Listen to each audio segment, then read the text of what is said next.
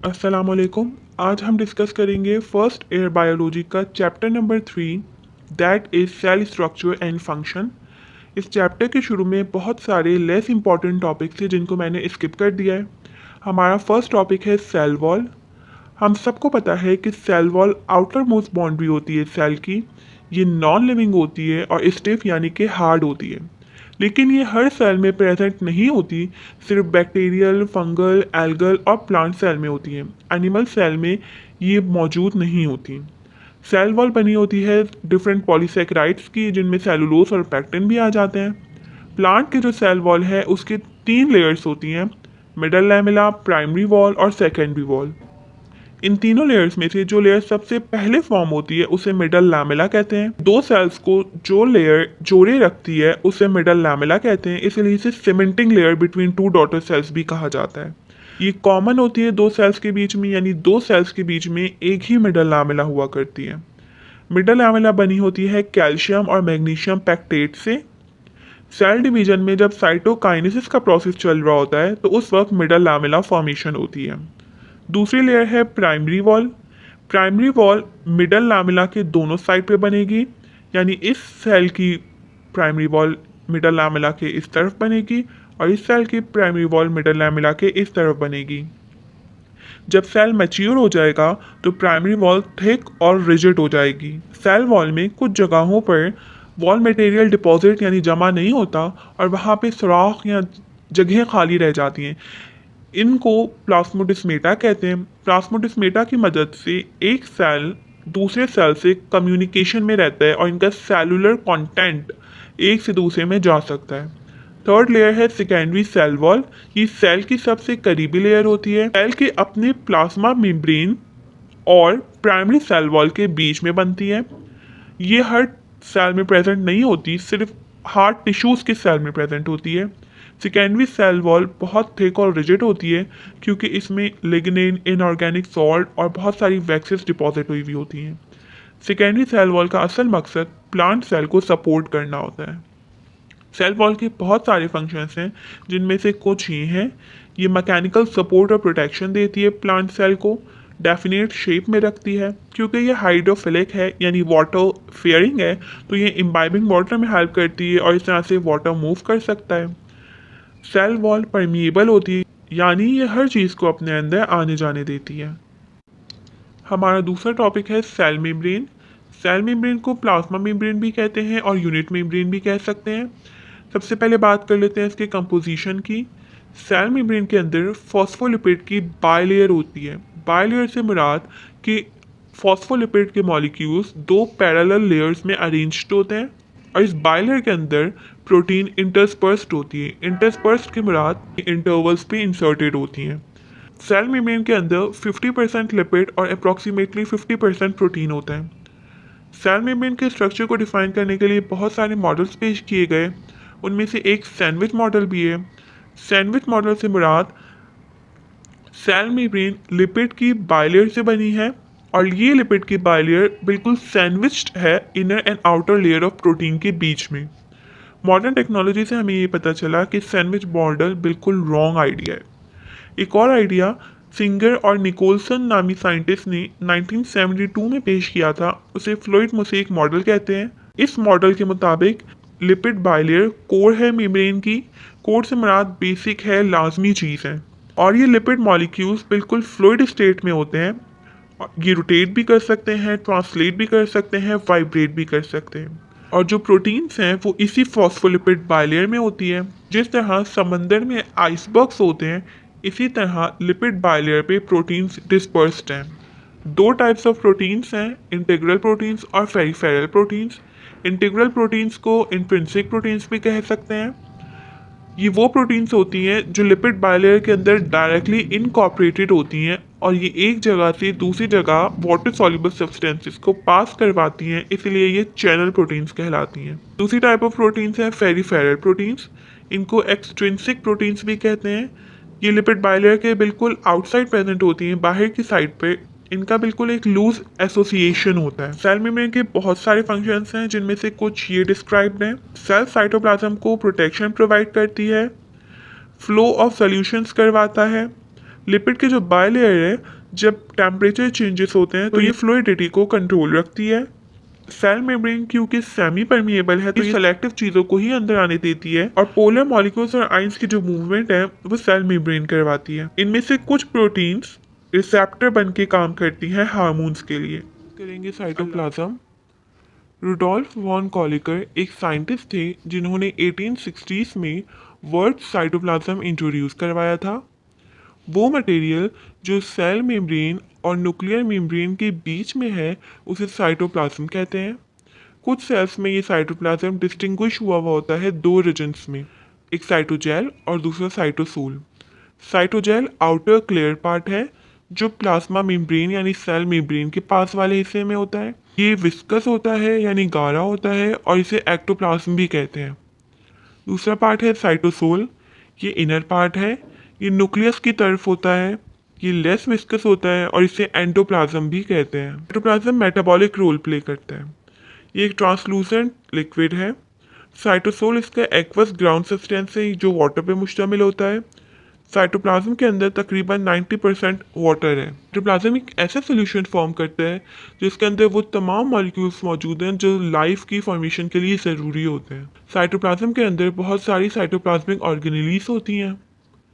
Cyclosis उस खास movement को कहते हैं जो साइटोप्लाज्म के अंदर होती है ताकि डिफरेंट सब्सटेंसेस डिफरेंट जगहों पे पहुंच सकें। साइटोप्लाज्म को seat of all the metabolic activities कहते हैं क्योंकि जीन एक्सप्रेशन से लेकर एनर्जी प्रोडक्शन तक जितने भी प्रोसेस हैं वो सारे साइटोप्लाज्म के अंदर कैरी आउट होते हैं। बात करते हैं साइटोप्लाज्मिक ऑर्गेनेलीज की। पहली है endoplasmic reticulum. Endo means inside, plasma means formed substance और रेटिक्यूलम मीन्स नेटवर्क। नाम से ही हमें पता चल रहा है ये कोई ट्यूब लाइक सिस्टम है, कॉम्प्लेक्स नेटवर्क बनाता है और ये लिपोप्रोटीन्स का बना हुआ होता है। ये प्लाज्मा मेम्ब्रेन से एक्सटेंड करता है न्यूक्लियर मेम्ब्रेन तक। दो तरह के एंडोप्लाज्मिक रेटिक्यूलम होते हैं, स्मूथ और रफ।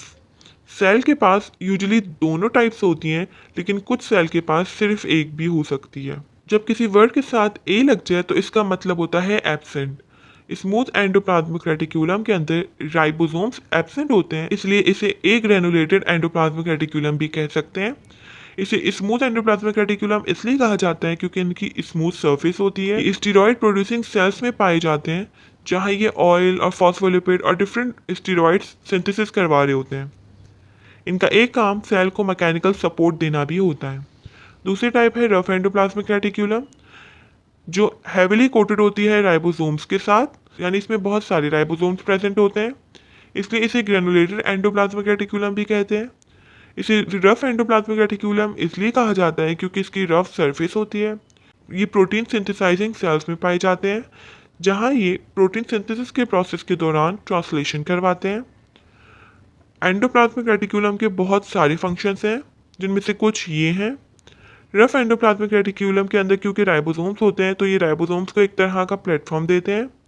क्योंकि ये थ्रू आउट सेल एक्सटेंडेड होते हैं इसलिए ये स्ट्रक्चरल फ्रेमवर्क बनाते हैं सेल का। इसका जो ट्यूब लाइक सिस्टम है उसके ज़रिए से डिफरेंट सब्सटेंसेस कैरी आउट हो सकते हैं।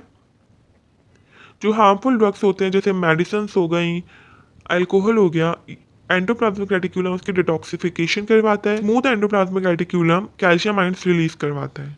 सेकंड है ribosomes. Ribosome RNA containing bodies होती हैं। इन्हें ये नाम इसलिए दिया गया है क्योंकि इनके अंदर हाई कंसंट्रेशन होती है आरएनए यानी राइबोन्यूक्लिक एसिड की। ये स्मॉल होती हैं, स्फेरिकल होती हैं यानी सर्कल शेप में होती हैं और ग्रैनुलर होती हैं। इनके बाहर कोई मेम्ब्रेन नहीं होती इसलिए इन्हें नॉन मेम्ब्रेनस कहा जाता है। राइबोसोम्स को साइट्स ऑफ प्रोटीन सिंथेसिस या प्रोटीन फैक्ट्रीज भी कहते हैं क्योंकि ये इन्वॉल्व होती हैं प्रोटीन सिंथेसिस के प्रोसेस में। दो तरह के सेल होते हैं, प्रोकैरियोटिक और यूकैरियोटिक। प्रोकैरियोटिक सेल में राइबोसोम्स फ्रीली डिस्पर्स होती हैं साइटोप्लाज्म में, और यूकैरियोटिक में राइबोसोम्स फ्रीली डिस्पर्स नहीं होती बल्कि एंडोप्लाज्मिक रेटिक्यूलम के साथ अटैच्ड होती हैं। राइबोसोम दो अनइक्वल यूनिट से बनता है जिन्हें सब यूनिट्स कहते हैं। लार्जर सब यूनिट डोम शेप्ड होता है यानी गुंबद जैसा, और स्मॉलर सब यूनिट एक तरह से कैप बनाता है लार्जर सब यूनिट पर। मैग्नीशियम आयंस की मदद से दोनों यूनिट्स जुड़े हुए होते हैं, अटैच्ड होते हैं। सेफबर्ग यूनिट्स एक तरह का मीन्स है साइटोप्लाज्मिक ऑर्गेनेलीज के साइज को मेजर करने के लिए। राइबोसोम्स का जो लार्जर सब यूनिट है वो 60S का होता है और जो स्मॉलेस्ट सब यूनिट है वो 40s का होता है। इस तरह यूकैरियोटिक राइबोसोम 80s का होता है और प्रोकैरियोटिक राइबोसोम 70s का होता है।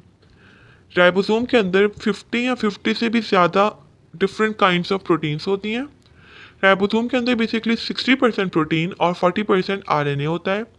राइबोसोम मैन्युफैक्चर होती है न्यूक्लियोलस में, जहाँ से न्यूक्लियर पोर्स के जरिए ये ट्रांसफ़र हो जाती हैं साइटोप्लाज्म में। थर्ड है गोल्जी कॉम्प्लेक्स। कैमिलो गोल्जी एक साइंटिस्ट थे जिन्होंने 1898 में गोल्जी कॉम्प्लेक्स को डिस्कवर किया था। इसको गोल्जी अपरेटस, गोल्जी बॉडीज़ या गोल्जीसोम कह सकते हैं। ये एक तरह का कैनालिक्यूलर स्ट्रक्चर है जिसमें बोरियां होती हैं, जिसमें सेक्स होते हैं। यूँ कहा जा सकता है कि इसके पास parallel arrange flattened membrane bound vesicles होती हैं जो राइबोसोम्स के बगैर होती हैं। ये बनता है स्मूथ एंडोप्लाज्मिक रेटिक्यूलम से। ये तमाम यूकैरियोटिक सेल्स में प्रेजेंट होता है। गोल्जी कॉम्प्लेक्स डिस्क शेप्ड होता है और इसके अंदर central flattened plate like compartments होते हैं जिसे सिस्टर्नी कहते हैं। गोल्जी कॉम्प्लेक्स के दो फेसेस होते हैं, एक सिस फेस और एक दूसरा trans face. Cis face outer face होता है और फॉर्मिंग फेस होता है। ये कॉन्वेक्स होता है और इसका फेस न्यूक्लियस की तरफ होता है। ट्रांस फेस इनर होता है, मैच्योरिंग फेस होता है और ये कॉनकेव होता है। फंक्शंस की बात कर लेते हैं। वो सेल्स जो ग्लैंड्स बना रहे हैं गोल्जी कॉम्प्लेक्स उनमें बहुत प्रोमिनेंट होता है। एंडोप्लाज्मिक रेटिक्यूलम में जो चीज़ें बनती हैं वो स्टोर होती हैं, वहाँ मॉडिफाई होती हैं और फिर इस गोल्जी कॉम्प्लेक्स में भेज दी जाती हैं। गोल्जी कॉम्प्लेक्स उन्हें कलेक्ट करता है, पैकेज करता है, प्रोसेस करता है, इसलिए इसे पैकेजिंग हाउस भी कहते हैं। बहुत सारे कॉन्जुगेटेड मॉलिक्यूल्स ऐसे हैं जो गोल्जी कॉम्प्लेक्स के अंदर फॉर्म होते हैं। एक माइटोकॉन्ड्रिया है। Mitochondria is also known as powerhouse of the cell, क्योंकि ये एनर्जी को स्टोर करता है और जब ज़रूरत पड़ती है तो रिलीज करता है। इसे कॉन्ड्रियोसोम भी कहते हैं। माइटोकॉन्ड्रिया प्रेजेंट होता है यूकैरियोटिक सेल के साइटोप्लाज्म में। माइटोकॉन्ड्रिया बिल्कुल माइन्यूट ग्रैनुलर रॉड-लाइक थ्रेड्स की तरह प्रेजेंट होता है। यूजुअली ये बीन शेप्ड होता है। माइटोकॉन्ड्रिया हमारे सेल्स में कांस्टेंट मोशन में रहता है। इन्हें सेंटर ऑफ एरोबिक रिस्पायरेशन भी कहते हैं। माइटोकॉन्ड्रिया का डायमीटर 0.5 से 1 नैनोमीटर तक वेरी कर सकता है और इनकी लेंथ अप्रॉक्सीमेटली 10 माइक्रोमीटर होती है।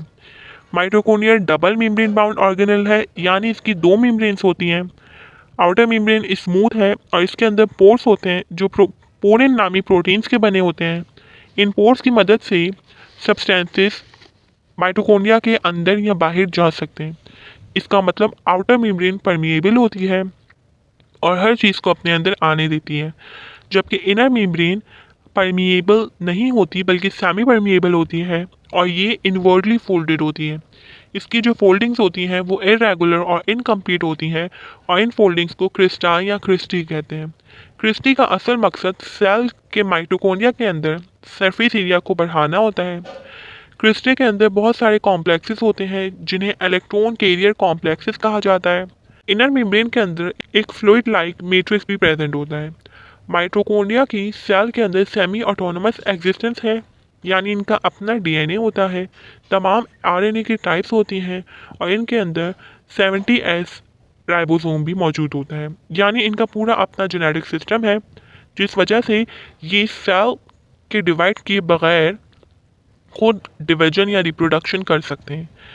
एक एनिमल में माइटोकॉन्ड्रिया पास करता है only by the mother cell कि ये एग में तो प्रेजेंट होते हैं लेकिन स्पर्म के उस हिस्से में प्रेजेंट नहीं होते जो एग में इंटर करता है, यानी एनिमल्स के अंदर माइटोकॉन्ड्रिया सिर्फ उनकी मदर से पास करते हैं। नेक्स्ट ऑर्गेनल है प्लास्टेड। प्लास्टेड डबल मेम्ब्रेन बाउंड ऑर्गेनल्स हैं।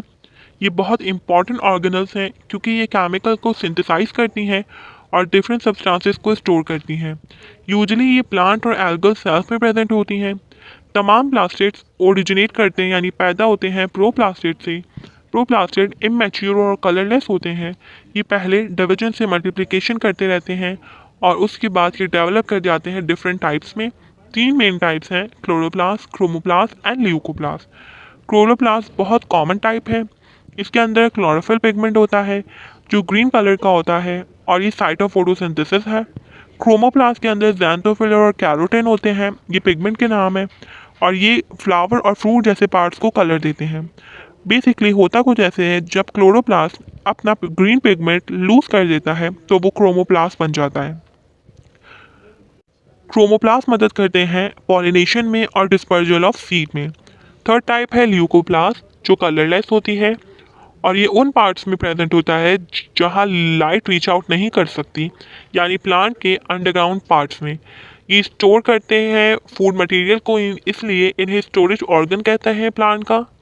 इनकी तीन टाइप्स हैं, अमाइलोप्लास्ट, इलायोप्लास्ट और प्रोटियोप्लास्ट। अमाइलोप्लास्ट स्टार्च को स्टोर करती हैं, इलायोप्लास्ट लिपिड को स्टोर करती हैं और प्रोटीनोप्लास्ट प्रोटीन को स्टोर करती हैं। बात कर लेते हैं क्लोरोप्लास्ट के स्ट्रक्चर की, जो तकरीबन माइटोकॉन्ड्रिया जैसा होता है। इसकी दो मेम्ब्रेन्स होती हैं और दोनों मेम्ब्रेन के बीच में एक स्पेस होती है जो बहुत लिटल होती है, छोटी होती है। आउटर मेम्ब्रेन परमिएबल होती है क्योंकि इनके अंदर प्रोटीन्स प्रेजेंट होती हैं, और इनर मेम्ब्रेन सेमी परमिएबल होती है। इनर मेम्ब्रेन के अंदर एक सेमी फ्लूइड प्रेजेंट है जिसे स्ट्रोमा कहते हैं। स्ट्रोमा के अंदर बहुत सारे एंजाइम्स, डीएनए, आरएनए और राइबोसोम प्रेजेंट होता है। डीएनए, आरएनए, राइबोसोम, एटीपी और एनएडीपी प्रेजेंट होता है। Interconnected stacks of hollow membranous sacs present होती हैं स्ट्रोमा में। हर इंडिविजुअल सेक यानी हर इंडिविजुअल बैग जैसा स्ट्रक्चर होता है जिसे थाइलाकॉइड कहते हैं। स्टेक ऑफ सेक यानी बहुत सारे सेक्स जब स्टेक अप पाइल अप हो जाते हैं तो एक ग्रेनम बनाते हैं। थाइलाकॉइड जो कनेक्ट करती है एक ग्रेनम को दूसरे ग्रेनम से, उसे इंटरग्रेना कहते हैं। 50 या more than 50 thylakoid pile up होती हैं और एक ग्रेनम बनाती हैं। माइटोकॉन्ड्रिया की तरह क्लोरोप्लास्ट भी बिल्कुल सेमी ऑटोनोमस हैसियत रखता है इस सेल में, क्योंकि इसके अंदर अपना जेनेटिक मटेरियल होता है। ये एनर्जी कन्वर्टिंग ऑर्गेनल कहलाता है क्योंकि फोटोसिंथेसिस के दौरान प्लास्टिड का chloroplast convert light energy into chemical या फूड एनर्जी। ऑर्गेनल है लाइसोसोम। वर्ड लाइसोसोम दो वर्ड से बना है, लाइसिस और soma. Lysis means break down और सोमा मीन्स बॉडीज। तो लाइसोसोम ऐसी बॉडीज हैं, ऐसी ऑर्गेनल्स हैं जो सेल में ब्रेक डाउन का काम करती हैं। इनकी शेप स्फेरिकल होती है। ये सिंगल मेम्ब्रेन बाउंड है, एक ही मेम्ब्रेन होती है इनकी। ये ओरिजिनेट करती हैं यानी बनती हैं गोल्जाई बॉडीज से। लाइसोसोम के अंदर बहुत सारे हाइड्रोलाइटिक एंजाइम्स होते हैं जो ब्रेक डाउन का काम करते हैं। लाइसोसोम सिर्फ एनिमल सेल में पाई जाती हैं और प्लांट सेल में एब्सेंट होती हैं। लाइसोसोम का फंक्शन डाइजेस्ट करना है वो मटेरियल जो सेल अंदर लेता है फैगोसाइटोसिस के प्रोसेस से। लाइसोसोम का एक और फंक्शन सेल के वर्न आउट कंपोनेंट्स यानी कि वो कंपोनेंट्स जो नंबर में ज़्यादा हैं या जिनकी मुद्दत पूरी हो चुकी है उन्हें डिस्ट्रॉय करना भी होता है। वो लाइसोसोम जो अभी अभी फॉर्म हुए हैं और उन्होंने अपना फंक्शन स्टार्ट नहीं किया, उन्हें प्राइमरी लाइसोसोम्स कहते हैं। और सेकेंडरी लाइसोसोम्स उन लाइसोसोम्स को कहते हैं जो अपना फंक्शन परफॉर्म कर रहे हैं। एक प्रोसेस है ऑटोफेजी, जो सेल का सेल्फ ईटिंग प्रोसेस है। इसमें होता कुछ इस तरह से है कि सेल के तमाम अनवांटेड स्ट्रक्चर्स लाइसोसोम इनगल्फ करता है और डिस्ट्रॉय कर देता है। एपोप्टोसिस भी एक प्रोसेस है जिसमें ओल्ड सेल और अनवांटेड सेल एम्ब्रियोनिक स्टेज पे एलिमिनेट होते हैं bye the help of lysosome. इसी तरह का एक प्रोसेस है ऑटोलाइसिस। ये वो प्रोसेस है जिसमें सेल अब डिस्ट्रॉय करता है अपने macromolecules bye the help of lysosome. होता कुछ इस तरह है कि लाइसोसोम की वॉल रप्चर होती है, मेम्ब्रेन रप्चर होती है और इसके जितने भी हाइड्रोलाइटिक एंजाइम हैं वो लीक हो जाते हैं और इस तरह वो जाकर सेल का ब्रेक डाउन करते हैं। इसीलिए लाइसोसोम्स को सुसाइडल सेक्स भी कहा जाता है। अगर सेल के पास कोई हाइड्रोलाइटिक एंजाइम ना हो तो वो एंजाइम जिस सबस्ट्रेट को ब्रेक डाउन करता है वो सबस्ट्रेट ब्रेक डाउन नहीं होगा और इस तरह से वो एक्यूमुलेट होने लग जाएगा, जमा होने लग जाएगा सेल में। इस वजह से मेटाबॉलिक इम्बैलेंसेस आते हैं और जो बीमारी कॉज होती है उन्हें हम स्टोरेज डिजीजेस कहते हैं। More than 30 such diseases are reported. इनमें से 3 कंडीशंस हैं जो आपकी बुक में मेंशन है। एक टे सेक्स डिजीज़, इसमें मेंटल रिटार्डेशन होती है, ब्लाइंडनेस होती है और 3 साल की उम्र तक डेथ हो जाती है। दूसरी है गॉर्जस डिजीज़, जिसमें लिवर और स्प्लीन इनलार्ज होते हैं, लॉन्ग बोन्स इरोड होना शुरू हो जाती हैं और मेंटल रिटार्डेशन होती है। एक क्रेब्स डिजीज़ है जिसमें माइलिन शीट लॉस हो जाती है, मेंटल रिटार्डेशन होती है और 2 साल की उम्र तक डेथ हो जाती है। दूसरी ऑर्गेनल है पैरोक्सीजोम। ये भी सिंगल मेम्ब्रेन बाउंड है लेकिन लाइसोसोम से स्मॉलर होती हैं। ये ओरिजिनेट करती हैं गोल्जाई कॉम्प्लेक्स से। इनके अंदर भी एंजाइम्स होते हैं और इन एंजाइम के नाम पेरोक्सीडेसेस, कैटालेसेस, ग्लाइकोलिक एसिड ऑक्सीडेसेस हैं। पेरोक्सीसोम पाए जाते हैं प्लांट और एनिमल दोनों तरह के सेल्स में। एक बंदा जो अल्कोहल पीता है उसका हाफ डिटॉक्सिफाई कर देता है पेरोक्सीसोम। ये बेसिकली अल्कोहल को ऑक्सीडाइज करता है और एक टॉक्सिक सब्सटेंस बनाता है जिसे हाइड्रोजन पेरोक्साइड कहते हैं। और ये hydrogen peroxide immediately break down हो जाता है वाटर में by the help of the catalase enzyme जो पेरोक्सीसोम में प्रेजेंट है। इस तरह ये डिटॉक्सिफाई कर देता है अल्कोहल को। पेरोक्सीसोम ज़्यादातर अबंडेंटली पाया जाता है लिवर सेल्स में। प्लांट्स में इसका काम ग्लाइकोलेट को अमीनो एसिड ग्लाइसिन में कन्वर्ट करना है। ग्लाइकोलेट को ग्लाइसिन में कन्वर्ट करना है bye the help of enzyme glycolic acid oxidase. तीसरी ऑर्गेनल है ग्लाइऑक्सिसोम। ये भी सिंगल मेम्ब्रेन बाउंड है और ये भी ओरिजिनेट करती हैं गोल्गी कॉम्प्लेक्स से। इनको स्पेशलाइज पेरोक्सिसोम्स भी कहा जाता है। ये फैट स्टोरिंग टिश्यूज़ यानी ऐसे टिश्यूज़ जो फैट स्टोर करते हैं उसमें पाई जाती हैं। इनके अंदर जो एंजाइम्स हैं वो कन्वर्ट करते हैं फैटी एसिड्स को शुगर में। और ये प्रोसेस एक पूरी साइक्लिंग प्रोसेस में होता है, साइकिल प्रोसेस है जिसे हम ग्लाइऑक्सिलेट साइकिल कहते हैं। ये चैप्टर सेल का एक इम्पॉर्टेंट पार्ट कवर करना है जो कि न्यूक्लियस है। तो स्टार्ट करते हैं। न्यूक्लियस सेल की सबसे प्रोमिनेंट और इम्पॉर्टेंट ऑर्गेनल या पार्ट है। न्यूक्लियस को डिस्कवर किया था रॉबर्ट ब्राउन ने 1831 में। न्यूक्लियस इसलिए इम्पॉर्टेंट और प्रोमिनेंट पार्ट है क्योंकि ये सेल की तमाम एक्टिविटीज़ को कंट्रोल करता है। न्यूक्लियस की शेप स्फेरिकल है। न्यूक्लियस के अंदर बहुत सारे कंपोनेंट्स होते हैं जिनके नाम और फंक्शंस नीचे मेंशन है। सबसे पहला कंपोनेंट है nuclear membrane. Nuclear membrane boundary है न्यूक्लियस की। इसे न्यूक्लियर एनवेलप भी कहते हैं। लेकिन ये एक कंप्लीट बैरियर नहीं है। क्यों कंप्लीट बैरियर नहीं है वो आगे जाके पता लगेगा। दूसरा मेन कंपोनेंट है न्यूक्लियोप्लाज्म। ये एक ऐसा फ्लूइड है जो न्यूक्लियस के अंदर मौजूद है। इसे कैरियोलिम्फ भी कहते हैं या कैरियोलिम्फ। इसके अंदर प्रोटीन बहुत ज़्यादा पाई जाती हैं। जिस तरह सेल का साइटोप्लाज्म होता है, न्यूक्लियोप्लाज्म भी उसी तरह का होता है लेकिन थोड़े से डिफरेंसेस होते हैं। तीसरा मेन कंपोनेंट है न्यूक्लियर पोर्स। न्यूक्लियर की जो मेम्ब्रेन है, न्यूक्लियस की जो मेम्ब्रेन है उसके अंदर पोर्स होते हैं यानी यू कैन से सुराख होते हैं। और ये सुराख न्यूक्लियोपोरिन नामी प्रोटीन्स के बने होते हैं। और इन सुराखों की वजह से सर्टेन सब्सटेंसेस अंदर और बाहर न्यूक्लियर के आ जा सकते हैं। इसलिए हम कहते हैं कि nuclear membrane is not a complete barrier for nucleus. Fourth component है न्यूक्लियोलस। न्यूक्लियस के अंदर भी एक स्फेरिकल स्ट्रक्चर मौजूद है जिसे न्यूक्लियोलस कहते हैं। न्यूक्लियोलस एक या एक से ज़्यादा हो सकते हैं। सेल डिवीजन के दौरान ये डिसअपियर हो जाते हैं और उसके बाद ये दोबारा अपेयर हो जाते हैं। न्यूक्लियोलस का काम राइबोसोम सिंथेसाइज करना होता है। फिफ्थ कंपोनेंट है और द मोस्ट इंपॉर्टेंट वन है क्रोमैटिन नेटवर्क। क्रोमैटिन नेटवर्क एक तरह से धागों टाइप का फाइन स्ट्रेंथ टाइप स्ट्रक्चर है जिसे न्यूक्लियर रेटिक्यूलम भी कहते हैं। ये सिर्फ नॉन डिवाइडिंग सेल में देखा जाएगा और जो सेल डिवीजन कर रहा होगा उसमें ये नहीं देखा जा सकता। क्रोमैटिन नेटवर्क के अंदर क्रोमैटिन मटेरियल है। क्रोमैटिन मटेरियल से मुराद डीएनए और हिस्टोन प्रोटीन्स हैं। होता कुछ इस तरह है कि सेल डिवीजन के दौरान क्रोमैटिन मटेरियल कॉइलिंग करता है और कंडेंस हो जाता है और बनाता है क्रोमोसोम। क्रोमोसोम के दो पार्ट्स हैं, आर्म्स और सेंट्रोमियर। वो पार्ट ऑफ क्रोमोसोम का वो पार्ट जो सेंट्रोमियर से एंड तक जाता है उसे आर्म कहते हैं। और जो बिल्कुल जॉइंट, जहाँ दोनों आर्म्स जॉइंट हैं उसे सेंट्रोमियर कहते हैं। मैं आपको डायग्राम से बता देती हूँ। क्रोमोसोम के अंदर बहुत सारे हेरिडिटरी स्ट्रक्चर्स हैं और इस हेरिडिटरी स्ट्रक्चर को हम जीन्स कहते हैं। Position of gene on a chromosome is known as gene locus. Chromosome का basic function genetic information carry करना होता है from parents to offspring. Chromosome number vary from species to species, यानी human में 46 क्रोमोसोम है, sweet potato में 14 है और कॉर्न सेल में 28 है। क्रोमोसोम का स्ट्रक्चर डायग्राम से देख लेते हैं। ये एक क्रोमोसोम है, ये एक क्रोमैटिड है और ये दूसरा क्रोमैटिड है। क्रोमोसोम के दो पार्ट हैं, एक आर्म पार्ट और एक सेंट्रोमियर। ये एक आर्म है और ये दूसरा आर्म, दो आर्म्स मिलकर एक क्रोमैटिड बनाते हैं और इस पूरे स्ट्रक्चर को एक क्रोमोसोम कहते हैं।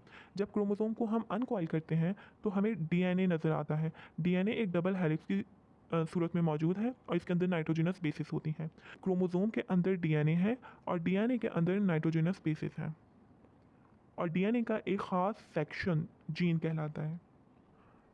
On the basis of position of centromere chromosome को चार टाइप्स में डिवाइड किया गया है, मीटासेंट्रिक, सब मीटासेंट्रिक, एक्रोसेंट्रिक या जिसे सब टीलोसेंट्रिक कहते हैं, और टीलोसेंट्रिक। मीटासेंट्रिक वो क्रोमोसोम है जिसके दोनों आर्म्स इक्वल होते हैं और सेंट्रोमियर बिल्कुल सेंटर में लाई करता है। सब मीटासेंट्रिक वो क्रोमोसोम है जिसके दोनों आर्म्स इक्वल नहीं होते, एक शॉर्ट और एक लॉन्ग होता है और सेंट्रोमियर स्लाइटली एक साइड पर होता है। एक्रोसेंट्रिक या सब मीटोसेंट्रिक में एक आर्म बहुत शॉर्ट होता है और दूसरा बहुत लॉन्ग होता है और centromere far away from the centre से बहुत दूर है। टेलोसेंट्रिक वो टाइप ऑफ क्रोमोसोम है जिसमें centromere is at the end of the arm. इसके बाद एक इंपॉर्टेंट डिफरेंस है प्रोकैरियोटिक और यूकैरियोटिक सेल का। प्रोकैरियोटिक सेल वो सेल होते हैं जिनमें न्यूक्लियस प्रिमिटिव टाइप का होता है और न्यूक्लियस के पास न्यूक्लियर मेम्ब्रेन भी नहीं होती, जबकि eukaryotic nucleus two type of nucleus है और इसके पास न्यूक्लियर मेम्ब्रेन भी होती है। प्रोकैरियोटिक में न्यूक्लियोप्लाज्म भी नहीं होगा, यानी कि फ्लूइड भी नहीं होगा और न्यूक्लियोलस भी नहीं होगा, जबकि यूकैरियोटिक में होगा।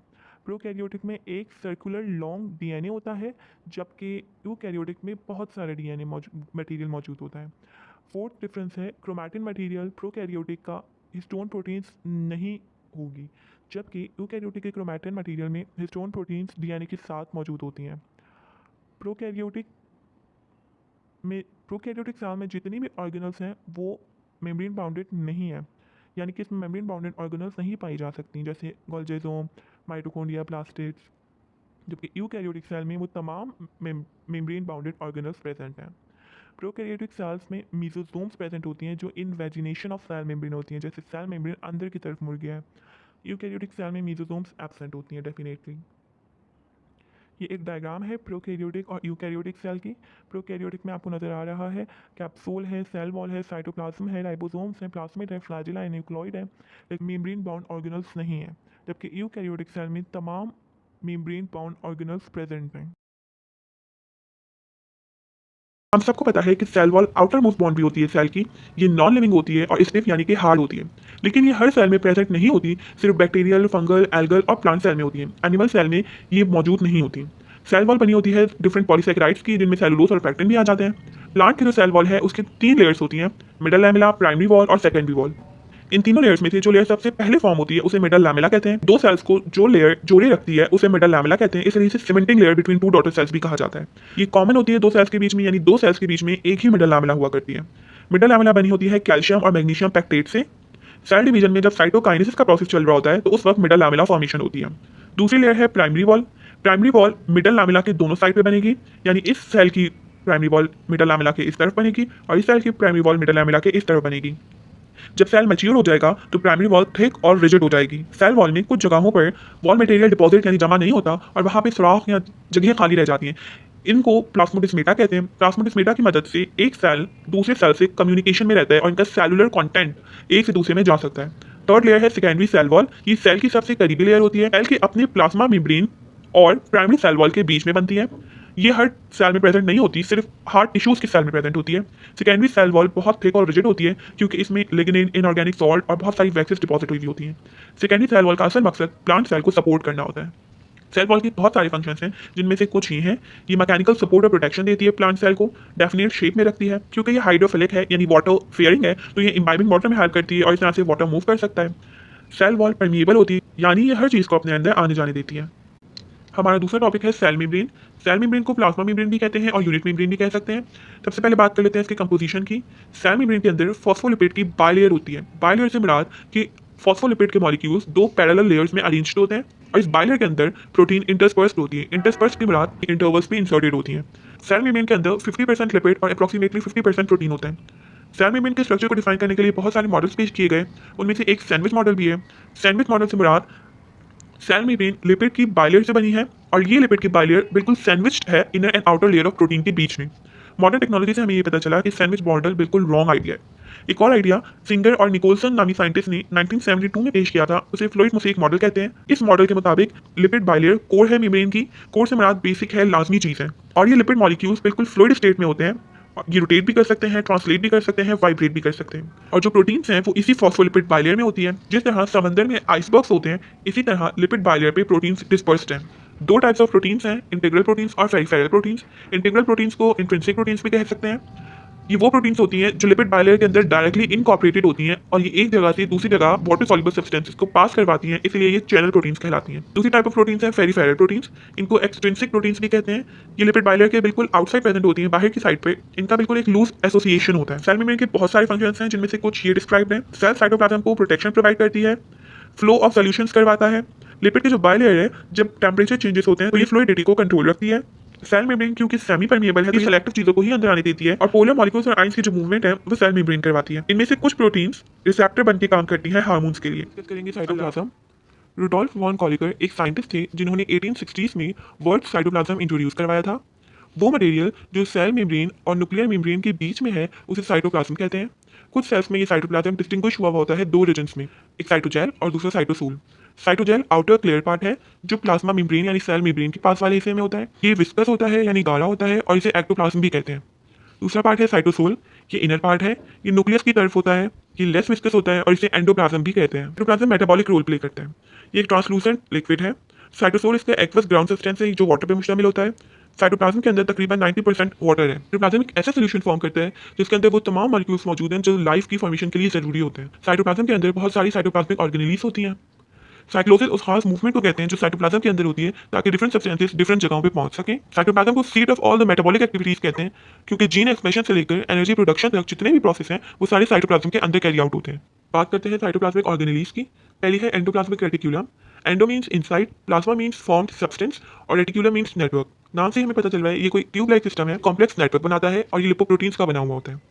ये प्लाज्मा मेम्ब्रेन से एक्सटेंड करता है न्यूक्लियर मेम्ब्रेन तक। दो तरह के एंडोप्लाज्मिक रेटिक्यूलम होते हैं, स्मूथ और रफ। सेल के पास यूजुअली दोनों टाइप्स होती हैं लेकिन कुछ सेल के पास सिर्फ एक भी हो सकती है। जब किसी वर्ड के साथ ए लग जाए तो इसका मतलब होता है एब्सेंट। स्मूथ एंडोप्लाज्मिक रेटिक्यूलम के अंदर राइबोसोम्स एब्सेंट होते हैं, इसलिए इसे एक ग्रेनुलेटेड एंडोप्लाज्मिक रेटिक्यूलम भी कह सकते हैं। इसे स्मूथ एंडोप्लाज्मिक रेटिक्यूलम इसलिए कहा जाता है क्योंकि इनकी स्मूथ सर्फेस होती है। स्टेरॉइड प्रोड्यूसिंग सेल्स में पाए जाते हैं जहां ये ऑयल और फॉस्फोलिपिड और डिफरेंट स्टेरॉइड्स सिंथेसिस करवा रहे होते हैं।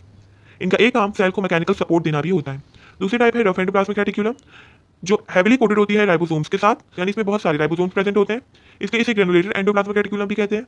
इसे रफ एंडोप्लाज्मिक रेटिक्यूलम इसलिए कहा जाता है क्योंकि इसकी रफ सरफेस होती है। ये प्रोटीन सिंथेसाइजिंग सेल्स में पाए जाते हैं जहां ये प्रोटीन सिंथेसिस के प्रोसेस के दौरान ट्रांसलेशन करवाते हैं। एंडोप्लाज्मिक रेटिक्यूलम के बहुत सारे फंक्शंस हैं जिनमें से कुछ ये हैं। रफ एंडोप्लाज्मिक रेटिक्यूलम के अंदर क्योंकि राइबोसोम्स होते हैं तो ये राइबोसोम्स को एक तरह का प्लेटफॉर्म देते हैं। क्योंकि ये थ्रू आउट सेल एक्सटेंडेड होते हैं इसलिए ये स्ट्रक्चरल फ्रेमवर्क बनाते हैं सेल का। इसका जो ट्यूबलाइक सिस्टम है उसके जरिए से डिफरेंट सब्सटेंसेस कैरी आउट हो सकते हैं। जो हार्मफुल ड्रग्स होते हैं जैसे मेडिसिन हो गई, अल्कोहल हो गया, एंडोप्लाज्मिक रेटिक्यूलम की डिटॉक्सिफिकेशन करवाता है। Smooth endoplasmic reticulum calcium ions release करवाता है। सेकंड है ribosomes. Ribosome RNA containing bodies होती हैं। इन्हें ये नाम इसलिए दिया गया है क्योंकि इनके अंदर हाई कंसंट्रेशन होती है आरएनए यानी राइबोन्यूक्लिक एसिड की। ये स्मॉल होती हैं, स्फेरिकल होती हैं यानी सर्कल शेप में होती हैं और ग्रैनुलर होती हैं।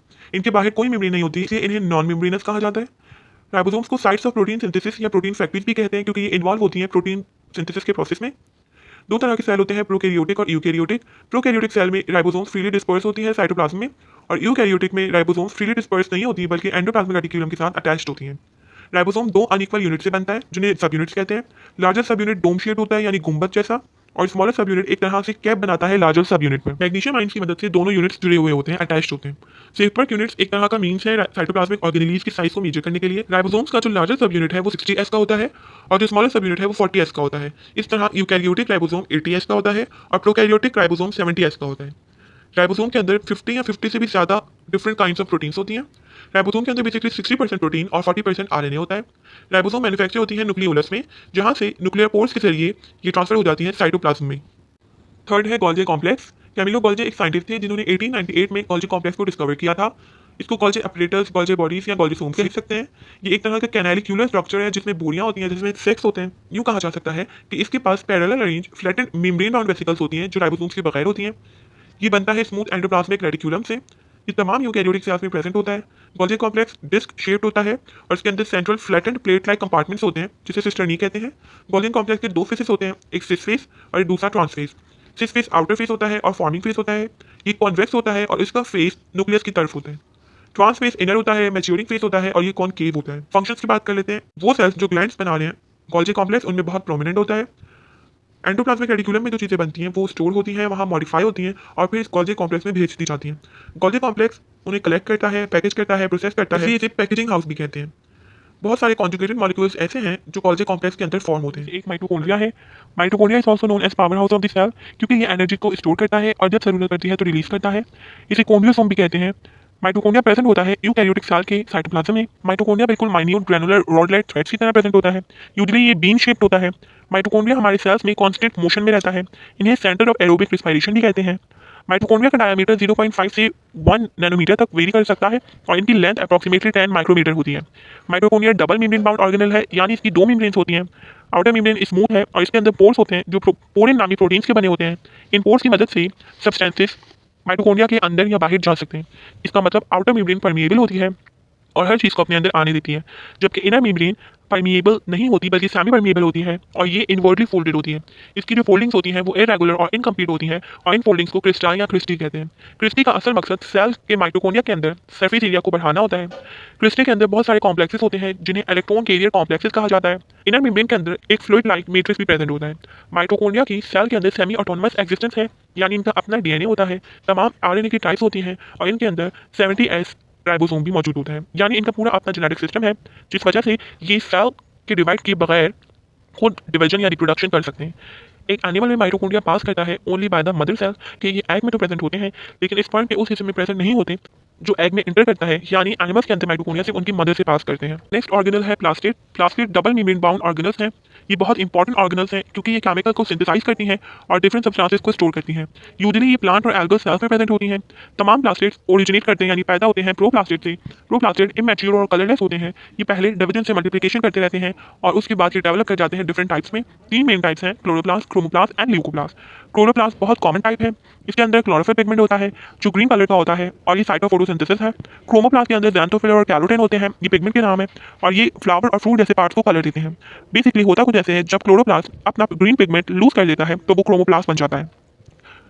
क्रोमोप्लास्ट मदद करते हैं पॉलिनेशन में और डिस्पर्जल ऑफ सीड में। थर्ड टाइप है ल्यूकोप्लास्ट जो कलरलेस होती है और ये उन पार्ट्स में प्रेजेंट होता है जहां लाइट रीच आउट नहीं कर सकती, यानी प्लांट के अंडरग्राउंड पार्ट्स में। ये स्टोर करते हैं फूड मटेरियल को, इसलिए इन्हें स्टोरेज ऑर्गन कहते हैं प्लांट का। इनकी 3 टाइप्स हैं, अमाइलोप्लास्ट, इलायोप्लास्ट और प्रोटियोप्लास्ट। अमाइलोप्लास्ट स्टार्च को स्टोर करती है, इलायोप्लास्ट लिपिड को स्टोर करती है और प्रोटीनोप्लास्ट प्रोटीन को स्टोर करती है। बात कर लेते हैं क्लोरोप्लास्ट के स्ट्रक्चर की, जो तकरीबन माइटोकॉन्ड्रिया जैसा होता है। इसकी 2 मेम्ब्रेन्स होती हैं और दोनों मेम्ब्रेन के बीच में एक स्पेस होती है जो बहुत लिटल होती है, छोटी होती है। आउटर मेम्ब्रेन परमिएबल होती है क्योंकि इनके अंदर प्रोटीन्स प्रेजेंट होती हैं और इनर मेम्ब्रेन सेमी परमिएबल होती है। इनर मेम्ब्रेन के अंदर एक सेमी फ्लूइड प्रेजेंट है जिसे स्ट्रोमा कहते हैं। स्ट्रोमा के अंदर बहुत सारे एंजाइम्स, डीएनए, आरएनए और राइबोसोम प्रेजेंट होता है। डीएनए, आरएनए, राइबोसोम, एटीपी और एनएडीपी प्रेजेंट होता है। Interconnected stacks of hollow membranous sacs present होती हैं स्ट्रोमा में। हर इंडिविजुअल सेक यानी हर इंडिविजुअल बैग जैसा स्ट्रक्चर होता है जिसे थाइलाकॉइड कहते हैं। स्टेक ऑफ सेक यानी बहुत सारे सेक्स जब स्टेक का पाइलअप हो जाते हैं तो एक ग्रेनम बनाते हैं। थाइलाकॉइड जो कनेक्ट करती है एक ग्रेनम को दूसरे ग्रेनम से, उसे इंटरग्रेना कहते हैं। 50 या मोर देन 50 थाइलाकॉइड पाइलअप होती हैं और एक ग्रेनम बनाती हैं। माइटोकॉन्ड्रिया की तरह क्लोरोप्लास्ट भी बिल्कुल सेमी ऑटोनोमस हैसियत रखता है सेल में, क्योंकि इसके अंदर अपना जेनेटिक मटेरियल होता है। ये एनर्जी कन्वर्टिंग ऑर्गेनल कहलाता है क्योंकि फोटोसिंथेसिस के दौरान प्लास्टिक का chloroplast convert light energy into chemical या फूड एनर्जी। ऑर्गेनल है लाइसोसोम। वर्ड लाइसोसोम 2 वर्ड से बना है, लाइसिस और soma. Lysis means break down और सोमा मींस बॉडीज। तो लाइसोसोम ऐसी बॉडीज हैं, ऐसी ऑर्गेनल्स हैं जो सेल में ब्रेक डाउन का काम करती हैं। इनकी शेप स्फेरिकल होती है। ये सिंगल मेम्ब्रेन बाउंड है, एक ही मेम्ब्रेन होती है इनकी। ये ओरिजिनेट करती हैं यानी बनती हैं गोल्गी बॉडी से। लाइसोसोम के अंदर बहुत सारे हाइड्रोलाइटिक एंजाइम्स होते हैं जो ब्रेक डाउन का काम करते हैं। लाइसोसोम सिर्फ एनिमल सेल में पाई जाती हैं और प्लांट सेल में एब्सेंट होती हैं। लाइसोसोम का फंक्शन डाइजेस्ट करना है वो मटेरियल जो सेल अंदर लेता है फैगोसाइटोसिस के प्रोसेस से। लाइसोसोम का एक और फंक्शन सेल के वर्न आउट कंपोनेंट्स यानी कि वो कंपोनेंट्स जो नंबर में ज़्यादा हैं या जिनकी मुद्दत पूरी हो चुकी है उन्हें डिस्ट्रॉय करना भी होता है। वो लाइसोसोम जो अभी अभी फॉर्म हुए हैं और उन्होंने अपना फंक्शन स्टार्ट नहीं किया उन्हें प्राइमरी लाइसोसोम्स कहते हैं और सेकेंडरी लाइसोसोम्स उन लाइसोसोम्स को कहते हैं जो अपना फंक्शन परफॉर्म कर रहे हैं। एक प्रोसेस है ऑटोफेजी जो सेल का सेल्फ ईटिंग प्रोसेस है। इसमें होता कुछ इस तरह से है कि सेल के तमाम अनवांटेड स्ट्रक्चर्स लाइसोसोम इनगल्फ करता है और डिस्ट्रॉय कर देता है। एपोप्टोसिस भी एक प्रोसेस है जिसमें ओल्ड सेल और अनवांटेड सेल एम्ब्रियोनिक स्टेट पे एलिमिनेट होते हैं bye the help of lysosome. इसी तरह का एक प्रोसेस है ऑटोलाइसिस। ये वो प्रोसेस है जिसमें सेल अब डिस्ट्रॉय करता है अपने macromolecules bye the help of lysosome. होता कुछ इस तरह है कि लाइसोसोम की वॉल रप्चर होती है, मेम्ब्रेन रप्चर होती है और इसके जितने भी हाइड्रोलाइटिक एंजाइम हैं वो लीक हो जाते हैं और इस तरह वो जाकर सेल का ब्रेक डाउन करते हैं। इसीलिए लाइसोसोम्स को सुसाइडल सेक्स भी कहा जाता है। अगर सेल के पास कोई हाइड्रोलाइटिक एंजाइम ना हो तो वो एंजाइम जिस सबस्ट्रेट को ब्रेक डाउन करता है वो सबस्ट्रेट ब्रेक डाउन नहीं होगा और इस तरह से वो एक्यूमुलेट होने लग जाएगा, जमा होने लग जाएगा सेल में। इस वजह से मेटाबॉलिक इम्बैलेंसेस आते हैं और जो बीमारी कॉज होती है उन्हें हम स्टोरेज डिजीजेस कहते हैं। More than 30 such diseases are reported. इनमें से 3 कंडीशंस हैं जो आपकी बुक में मेंशन है। एक टेसेक्स डिसीज जिसमें मेंटल रिटार्डेशन होती है, ब्लाइंडनेस होती है और 3 साल की उम्र तक डेथ हो जाती है। दूसरी है गॉर्जस डिसीज जिसमें लिवर और स्प्लीन इनलार्ज होते हैं, लॉन्ग बोन्स इरोड होना शुरू हो जाती हैं और मेंटल रिटार्डेशन होती है। एक क्रेफ्ट डिसीज है जिसमें माइलिन शीट लॉस हो जाती है, मेंटल रिटार्डेशन होती है और 2 साल की उम्र तक डेथ हो जाती है। दूसरी ऑर्गेनल है पैरोक्सीसोम। ये भी सिंगल मेम्ब्रेन बाउंड है लेकिन लाइसोसोम से स्मॉलर होती हैं। ये ओरिजिनेट करती हैं गोल्गी कॉम्प्लेक्स से। इनके अंदर भी एंजाइम्स होते हैं और इन एंजाइम के नाम पेरोक्सीडेसेस, कैटालेसेस, ग्लाइकोलिक एसिड ऑक्सीडेसेस है। पैरोक्सीसोम पाए जाते हैं प्लांट और एनिमल दोनों तरह के सेल्स में। एक बंदा जो अल्कोहल पीता है उसका हाफ डिटॉक्सिफाई कर देता है पैरोक्सीसोम। ये बेसिकली अल्कोहल को ऑक्सीडाइज करता है और एक टॉक्सिक सब्सटेंस बनाता है जिसे हाइड्रोजन पेरोक्साइड कहते हैं। और ये hydrogen peroxide immediately break down हो जाता है वाटर में by the help of the catalyst enzyme जो पेरोक्सिसोम में प्रेजेंट है। इस तरह ये डिटॉक्सिफाई कर देता है अल्कोहल को। पेरोक्सिसोम ज़्यादातर अबंडेंटली पाया जाता है लिवर सेल्स में। प्लांट्स में इसका काम ग्लाइकोलेट को अमीनो एसिड ग्लाइसिन में कन्वर्ट करना है, ग्लाइकोलेट को ग्लाइसिन में कन्वर्ट करना है bye the help of enzyme glycolic acid oxidase. तीसरी ऑर्गेनल है ग्लाइकोक्सिसोम। ये भी सिंगल मेम्ब्रेन बाउंड है और ये भी ओरिजिनेट करती है गोल्गी कॉम्प्लेक्स से। इनको स्पेशलाइज्ड पेरोक्सिसोम्स भी कहा जाता है। ये फैट स्टोरिंग टिश्यूज यानी ऐसे टिश्यूज जो फैट स्टोर करते हैं उसमें पाई जाती हैं। इनके अंदर जो एंजाइम्स हैं वो कन्वर्ट करते हैं फैटी एसिड को शुगर में। और ये प्रोसेस एक पूरी साइक्लिंग प्रोसेस में होता है, साइकिल प्रोसेस है जिसे हम डाइऑक्सीडेट साइकिल कहते हैं। बायोलॉजी चैप्टर सेल का एक इंपॉर्टेंट पार्ट कवर करना है जो कि न्यूक्लियस है। तो स्टार्ट करते हैं। न्यूक्लियस सेल की सबसे प्रोमिनेंट और इंपॉर्टेंट ऑर्गेनल या पार्ट है। न्यूक्लियस को डिस्कवर किया था रॉबर्ट ब्राउन ने 1831 में। न्यूक्लियस इसलिए इंपॉर्टेंट और प्रोमिनेंट पार्ट है क्योंकि ये सेल की तमाम एक्टिविटीज़ को कंट्रोल करता है। न्यूक्लियस की शेप स्फेरिकल है। न्यूक्लियस के अंदर बहुत सारे कंपोनेंट्स होते हैं जिनके नाम और फंक्शंस नीचे मेंशन है। सबसे पहला कंपोनेंट है nuclear membrane. Nuclear membrane boundary है न्यूक्लियस की, इसे न्यूक्लियर एनवेलप भी कहते हैं, लेकिन ये एक कंप्लीट बैरियर नहीं है। क्यों कंप्लीट बैरियर नहीं है वो आगे जाके पता लगेगा। दूसरा मेन कंपोनेंट है न्यूक्लियोप्लाज्म। ये एक ऐसा फ्लूइड है जो न्यूक्लियस के अंदर मौजूद है, इसे कैरियोलिम्फ भी कहते हैं या कैरियोलिम्फ। इसके अंदर प्रोटीन बहुत ज़्यादा पाई जाती है। जिस तरह सेल का साइटोप्लाज्म होता है, न्यूक्लियोप्लाज्म भी उसी तरह का होता है, लेकिन थोड़े से डिफरेंसेस होते हैं। तीसरा मेन कंपोनेंट है न्यूक्लियर पोर्स। न्यूक्लियर की जो मेम्ब्रेन है, न्यूक्लियस की जो मेम्ब्रेन है उसके अंदर पोर्स होते हैं, यानी यू कैन से सुराख होते हैं। और ये सुराख न्यूक्लियोपोरिन नामी प्रोटीन्स के बने होते हैं और इन सुराखों की वजह से सर्टेन सब्सटेंसेस अंदर और बाहर न्यूक्लियर के आ जा सकते हैं। इसलिए हम कहते हैं कि nuclear membrane is not a complete barrier for nucleus. Fourth component है न्यूक्लियोलस। न्यूक्लियस के अंदर भी एक स्फेरिकल स्ट्रक्चर मौजूद है जिसे न्यूक्लियोलस कहते हैं। न्यूक्लियोलस एक या एक से ज़्यादा हो सकते हैं। सेल डिवीजन के दौरान ये डिसअपियर हो जाते हैं और उसके बाद ये दोबारा अपीयर हो जाते हैं। न्यूक्लियोलस का काम राइबोसोम सिंथेसाइज करना होता है। फिफ्थ कंपोनेंट है और द मोस्ट इंपॉर्टेंट वन है क्रोमैटिन नेटवर्क। क्रोमैटिन नेटवर्क एक तरह से धागों टाइप का फाइन स्ट्रैंड टाइप स्ट्रक्चर है जिसे न्यूक्लियर रेटिकुलम भी कहते हैं। ये सिर्फ नॉन डिवाइडिंग सेल में देखा जाएगा और जो सेल डिवीजन कर रहा होगा उसमें ये नहीं देखा जा सकता। क्रोमैटिन नेटवर्क के अंदर क्रोमैटिन मटेरियल है। क्रोमैटिन मटेरियल से बना डीएनए और हिस्टोन प्रोटीन्स है। होता कुछ इस तरह है कि सेल डिवीजन के दौरान क्रोमैटिन मटेरियल कॉइलिंग करता है और कंडेंस हो जाता है और बनाता है क्रोमोसोम। क्रोमोसोम के दो पार्ट्स हैं, आर्म्स और सेंट्रोमियर। वो पार्ट ऑफ क्रोमोसोम का वो पार्ट जो सेंट्रोमियर से एंड तक जाता है उसे आर्म कहते हैं और जो बिल्कुल जॉइंट जहाँ दोनों आर्म्स जॉइन हैं उसे सेंट्रोमियर कहते हैं। मैं आपको डायग्राम से बता देती हूँ। क्रोमोसोम के अंदर बहुत सारे हेरिडिटरी स्ट्रक्चर्स हैं और इस हेरिडिटरी स्ट्रक्चर को हम जीन्स कहते हैं। Position of gene on a chromosome is known as gene locus. Chromosome का basic function genetic information carry करना होता है from parents to offspring. Chromosome number vary from species to species, यानी human में 46 क्रोमोसोम है, sweet potato में 14 है और कॉर्न सेल में 28 है। क्रोमोसोम का स्ट्रक्चर डायग्राम से देख लेते हैं। ये एक क्रोमोसोम है, ये एक क्रोमैटिड है और ये दूसरा क्रोमैटिड है। क्रोमोसोम के दो पार्ट हैं, एक आर्म पार्ट और एक सेंट्रोमियर। ये एक आर्म है और ये दूसरा आर्म, दो आर्म्स मिलकर एक क्रोमैटिड बनाते हैं और इस पूरे स्ट्रक्चर को एक क्रोमोसोम कहते हैं। जब क्रोमोसोम को हम अनकॉइल करते हैं तो हमें डीएनए नजर आता है। डीएनए एक डबल हेलिक्स की सूरत में मौजूद है और इसके अंदर नाइट्रोजनस बेसिस होती हैं। क्रोमोसोम के अंदर डीएनए है और डीएनए के अंदर नाइट्रोजनस बेसिस है और डीएनए का एक खास सेक्शन जीन कहलाता है। On the basis of position of centromere chromosome को 4 टाइप्स में डिवाइड किया गया है, मेटासेंट्रिक, सब मेटासेंट्रिक, एक्रोसेंट्रिक या जिसे सब टेलोसेंट्रिक कहते हैं और टेलोसेंट्रिक। मेटासेंट्रिक वो क्रोमोसोम है जिसके दोनों आर्म्स इक्वल होते हैं और सेंट्रोमियर बिल्कुल सेंटर में लाई करता है। सब मेटासेंट्रिक वो क्रोमोसोम है जिसके दोनों आर्म्स इक्वल नहीं होते, एक शॉर्ट और एक लॉन्ग होता है और सेंट्रोमियर स्लाइटली एक साइड पर होता है। एक्रोसेंट्रिक या सब मेटासेंट्रिक में एक आर्म बहुत शॉर्ट होता है और दूसरा बहुत लॉन्ग होता है और centromere far away from the centre से बहुत दूर है। टेलोसेंट्रिक वो टाइप ऑफ क्रोमोसोम है जिसमें centromere is at the end of the arm. इसके बाद एक इंपॉर्टेंट डिफरेंस है प्रोकैरियोटिक और यूकैरियोटिक सेल का। प्रोकैरियोटिक सेल वो सेल होते हैं जिनमें न्यूक्लियस प्रिमिटिव टाइप का होता है और न्यूक्लियस के पास न्यूक्लियर मेम्ब्रेन भी नहीं होती, जबकि eukaryotic nucleus 2 type of nucleus है और इसके पास न्यूक्लियर मेम्ब्रेन भी होती है। प्रोकैरियोटिक में न्यूक्लियोप्लाज्म भी नहीं होगा, यानी कि फ्लूइड भी नहीं होगा और न्यूक्लियोलस भी नहीं होगा, जबकि यूकैरियोटिक में होगा। प्रोकैरियोटिक में एक सर्कुलर लॉन्ग डीएनए होता है जबकि यूकैरियोटिक में बहुत सारे डीएनए मटेरियल मौजूद होता है। फोर्थ डिफरेंस है क्रोमैटिन मटेरियल प्रोकैरियोटिक का हिस्टोन प्रोटीन्स नहीं होगी, जबकि यूकैरियोटिक के क्रोमैटिन मटेरियल में हिस्टोन प्रोटीन्स डीएनए के साथ मौजूद होती हैं। प्रोकैरियोटिक सेल में जितनी भी ऑर्गेनल्स हैं वो मेम्ब्रेन बाउंडेड नहीं है, यानी कि इसमें मेम्ब्रेन बाउंडेड ऑर्गेनल्स नहीं पाई जा सकती, जैसे गोल्गी, माइटोकॉन्ड्रिया, प्लास्टिड्स। जबकि यूकैरियोटिक सेल में वो तमाम मेम्ब्रेन बाउंडेड ऑर्गेनल्स प्रेजेंट हैं।